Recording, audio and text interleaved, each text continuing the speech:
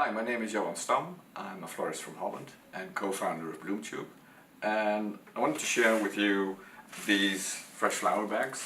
I think they're really fantastic because they reduce the time that you need for making a bouquet. I made this wired bridal bouquet, and I can make these bouquets now 2 days before the wedding date. Store the bouquet, let's say, in a glass vase. Add a tiny stick so that I can drape the bag quite loose and airy over my wedding bouquet. Close it gently, and then I store it in a cool place where I have a constant temperature. And then after 2 days I can take it and bring it to my bride.